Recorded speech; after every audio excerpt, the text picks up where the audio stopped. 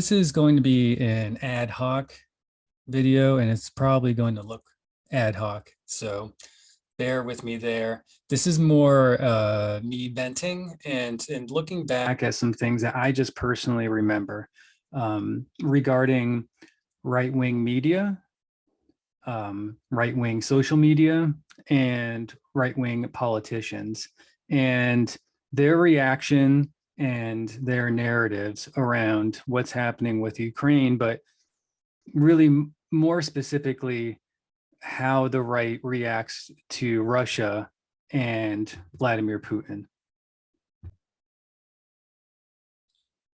So we can start with Trump, and we don't need to spend a lot of time with Trump because I think we all know what's going on with Trump and his relationship with Putin.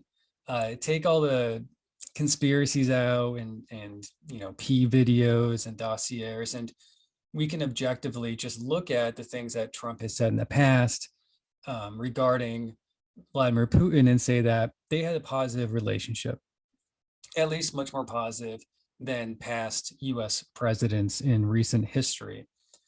And regardless of whether you're a Trump fan or not, or a Republican, it's just objectively true that it's out of the ordinary and it's odd for former presidents to, first of all, publicly comment on an international event that's occurring regarding military action that the US is in a roundabout way involved in. But it's even more rare for a former US president to praise a foreign leader who is engaging in such military action. And it's not just the former president, of course. Previously, if you're watching the video, I just had a random NPR site up, but it's made the rounds about how President Trump has claimed that Putin is savvy and made some other praising comments on him as this entire Ukraine disaster has unfolded. And of course, he's not the only person. He's just especially unique because he's a former president. Steve Bannon, who worked with that president in that executive branch, also suggests that Putin isn't so bad either. And I'm looking at an article from February 24th, 2022. So this is very recent. There's an interaction here where Bannon and this person who's on the show, Prince, have a back and forth, where Bannon says Putin ain't woke. He is anti-woke. Prince responds, the Russians still know which bathrooms to use. Bannon says, they know how many genders are there in Russia, etc. They don't have boys swimming in girls' college swim meets. And it's one thing to leverage culture war material to create content for your audience, I suppose, if that's what you do for a living. However, again, this is dated February 24th. That was during the day or during the time of Russian invasion. So this is kind of what I want to talk about. It's not about Trump or that Trump is bad or that Trump's foreign policy was incorrect or even necessarily that Steve Bannon is bad. What I want to talk about is this: how the American right has adopted this idea that there is a fundamental schism in the United States, that there's literally a part of the United States that is no longer representative of the true United States, and how this other right, whatever you want to call it, actually empathizes more with a foreign leader like Putin than they do a fellow countryman who happens to be a Democrat. And so what's the mindset here? How does this pretzel logic work? Well, I have a Newsweek article that was published on the 24th as well yesterday. And they interview Mike Rothschild, who is the author of The Storm is Upon Us, How QAnon Became a Movement, Cult, and Everything. And in this article, I'll scroll down a bit, he talks about how some of these screenshots have been captured on Telegram from QAnon influencers kind of inform essentially a statement that I had made previously about the right aligning more with a foreign autocrat such as Putin, as opposed to Joe Biden. So just a few of these quotes that were taken off of social media from QAnon influencers.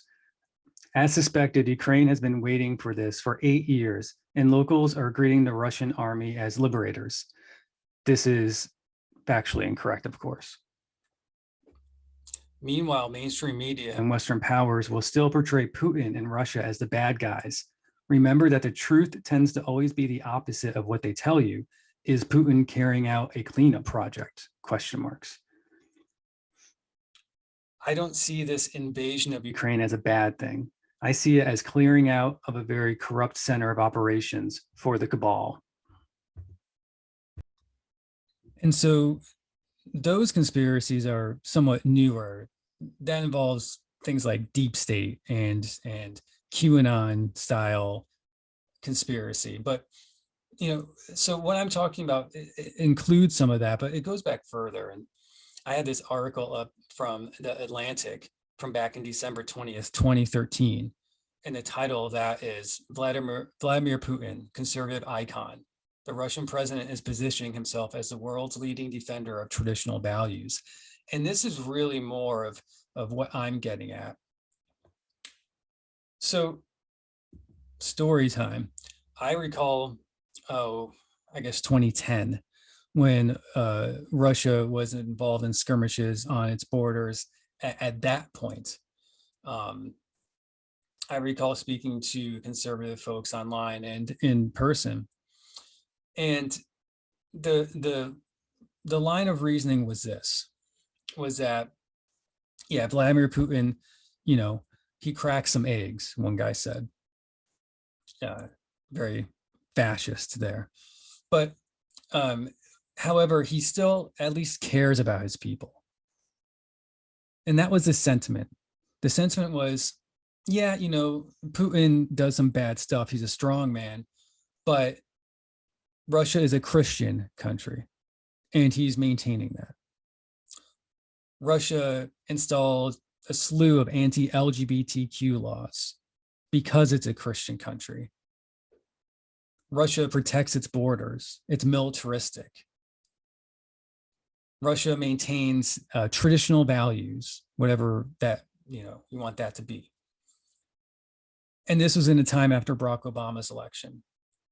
And the rhetoric from people like Michael Savage at that time, Bill O'Reilly at that time, Glenn Beck at that time, Sean Hannity at that time, Rush Limbaugh at that time, varied in how extreme it was, but that whole universe still encapsulated notions that President Obama is not legitimate, that perhaps he's not a true American, that perhaps he's a Manchurian candidate, that perhaps he's Muslim, that perhaps he supports Muslim terrorism, that perhaps this was a conspiracy, a jihad from within, and that it was around this time when American conservatives essentially branched off and began to look at Democrats, began to look at President Obama, of course, a black man, as not real Americans, and even as America as not being truly what America is. And there's conspiracies with that, America being a corporation and all that craziness too. But it was around that time when I was having conversations with conservatives, and they would say things like that. They would say things like, as crazy as it is, Russia represents what America truly is more than America does nowadays. And, that kind of logic is what leads to extremism. I made a video a while back in an article about Jim Atkinson, who during this same time period murdered people at a church because he considered them Democrats. And one of the reasons that he gave in the manifesto that he wrote was because Democrats support terrorists and Muslims. But the point of sharing this article is really this part here. It's really in the opening paragraph. The Kremlin leader's full-throated defense of Russia's traditional values and his derision of West's genderless and infertile liberalism in his annual State of the Nation address last week was just the latest example of Putin attempting to place himself at the vanguard of a new conservative international. In the same Atlantic article, a report was released from a think tank in Russia. And it says, according to excerpts from the report cited in the media, most people yearn for stability and security, favor traditional family values over feminism and gay rights, and prefer nation-based states rather than multicultural melting pots. Putin, the report says, stands for these values while ideological populism of the left in the West is dividing society. I also pulled up a BBC article from 2013 as well.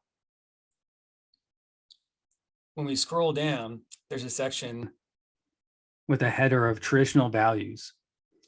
It says, today in many countries, the norms of morality and morality are being revised. National traditions and differences of nations and cultures are being erased. Society is now required to recognize the equivalence of good and evil.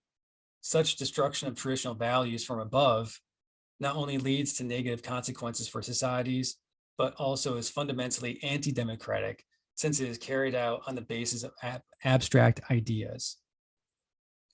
We know that there are more and more people in the world who support our position on the protection of traditional values, which for thousands of years have formed the spiritual, moral basis of civilization of every nation, the values of traditional family, genuine human life, including religious life, life not only immaterial, but also spiritual. Earlier, analysts suggested that Vladimir Putin opportunistically used the themes of religion, age-old foundations, and the fight against non-traditional sexual orientation to mobilize a conservative electorate on the eve of the presidential election. It seems, however, that this is his personal deep conviction. Also in 2013, so during the Obama administration, Pat Buchanan published a blog article called, "Is Putin One of Us?" Pat Buchanan asks, is Vladimir Putin a paleoconservative? In the culture war for mankind's future, is he one of us? Buchanan goes on to say, President Reagan once called the old Soviet empire the focus of evil in the modern world. President Putin is implying that Barack Obama's America may deserve the title in the 21st century. Nor is he without an argument when we reflect on America's embrace of abortion on demand, homosexual marriage, pornography, promiscuity, and the whole panoply of Hollywood values. Buchanan goes on to further validate Putin by asking, does he have a point? And in following paragraphs, Buchanan rails against same-sex marriage, against secularization of the United States, against attacks on traditional family values. He kind of throws out the populist rhetoric of justices or Supreme Courts getting involved to make these decisions. At one point, he says, same-sex marriage is indeed an abstract idea uprooted in the history or tradition of the West. Where did it come from? And so these types of questions feed into other conspiracies involving Marxism, cultural Marxism, communism.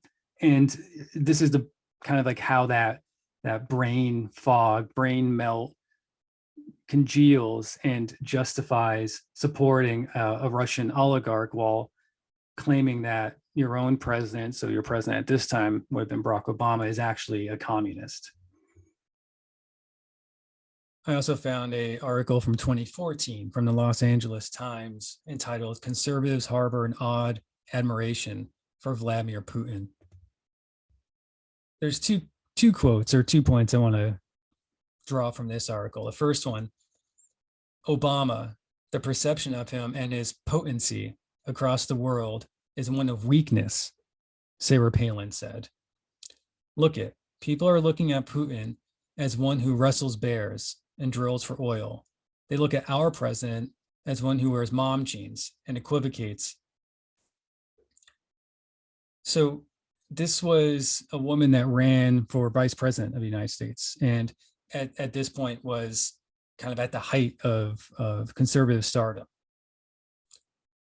The second point, in recent days, Rush Limbaugh has surprised himself, or so he says, by finding admirable qualities in Putin that Obama lacks. He joins the ranks of numerous social conservatives, such as Pat Buchanan, who we just spoke about, who are already Putin fans due to his support for the Russian Orthodox Church and his opposition to gay rights. Media Matters also has a capture of Rudy Giuliani on Fox News, again, praising Putin. And this is back in 2014. But again, praising Putin over the president of the United States than Barack Obama. Here in quotes, it says, Putin is what you call a leader in contrast to Obama. In the video, paraphrasing, Giuliani goes on to say, when Putin says something, it happens. When he says he's going to do something, he does it. So essentially, again, kind of backing this strongman, authoritarian style of government. Now, you could say that this is just politics, and we all remember, or maybe you don't, but if you're involved with politics, you remember back in the early 2000s when President Bush also had a quote unquote warm relationship with Putin, kind of like Trump did. And the now infamous line from then George W. Bush was, "I looked the man in the eye. I was able to get a sense of his soul." And there are all these articles scrolling around at that time about how they had this great working relationship, even though they had disagreements. And there might be something to that. During George Bush's presidency, Russia invaded Georgia and there was a war. And you didn't have the criticism that you have today from people like Ben Shapiro, for instance, on the right, or Fox News and Tucker Carlson, etc. But you also didn't have the lionizing of Vladimir Putin either. That didn't come until Barack Obama was elected president. And that didn't come until there was this narrative that there is some type of conspiracy going on in which the United States was being separated and torn apart, and that there is an illegitimate communist Muslim in office. Whichever conspiracy rabbit hole you would like to go down, we hadn't reached that point yet here. So yes, there's some politics, but it's not just politics. It's much more than that. It's really the evolution of radicalization, and not just radicalization, because that had already happened with the right. It was the mainstreaming of that radicalization of the right. And there's a lot to this. We could talk about, for instance, comments by Lauren Boebert regarding members in Congress who are Muslim. I just completed a video on the 2022 Freedom Convoy and learned all about Benjamin Ditcher, who is one of the main organizers, to the point where his name was on the GoFundMe account that was frozen. And I looked at some of the things that he had said. Here's a great one. He added that by meeting, actually, let me pop up here. In the same conference, Ditcher said, despite what our corporate media and political leaders want to admit, Islamist entryism and the adaptation of political Islam is rotting away at our society like syphilis. So what does all that mean? But what he means by Islamic entryism is mimicking what we talked about with the conspiracies with Obama and this division within the United States, with the real United States and then the communist, liberal, socialist, Muslim, whatever Democrats who aren't real Americans. And that's how these Republicans and conservatives can align themselves with a foreign autocrat as opposed to their democratically elected president. Well, that same idea is mimicked here with one of the founders of the Freedom Convoy, only in Canada.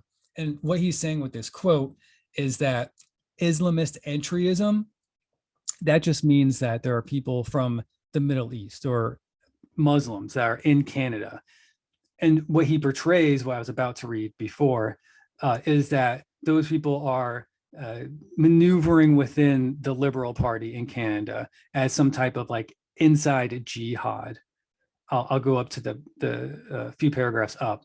At the People's Party of Canada convention in 2019, BJ Ditcher made statements about dangers of political Islamists and went on to say that the Liberal Party is infested with Islamists. Let me also just state, when we're talking about the People's Party of Canada and the Maverick Party, that these are separatist parties. And I won't get into the trucker convoy, but these are the people who organize that. But it's important to know that one of the main ideological points of these people are to separate from Canada, because like American conservatives and like the way that some American conservatives view the world, in many ways identifying more strongly with an autocrat like Putin than someone like Joe Biden or Barack Obama, who was born in the United States, who is their president, that these people would rather separate from the other provinces in Canada and create their own little fiefdoms or kingdoms than share a government with a liberal party, maybe with Trudeau as leader. And so here I have it's like a mashup of different headlines from different news sources: Newsweek, Los Angeles Times, Yahoo Finance, and they're all showing how different members within the right, whether it's Steve Bannon, whether it's Tucker Carlson, whether it's former President Trump, whether it's Mike Pompeo, whether it's Madison Cawthorn, all of these people in one way or another praising Russia. And the point in this video, the point that I'm making, is that you're going to see a lot of criticism about sanctions. You're going to see a lot of criticism about what Biden should have done or could have done. You're going to see a lot of criticism about what people think should happen moving forward or what could have been done to prevent this. What you're not going to hear that's really the out and out is the deeper underlying cultural and political division that exists. That deeper conversation of radicalization of the right, the mainstreaming of radicalization in the right in the United States, to the point in which they look at someone like Vladimir Putin as a true leader, as a leader to emulate, as a good leader, as a leader who's better than their American president.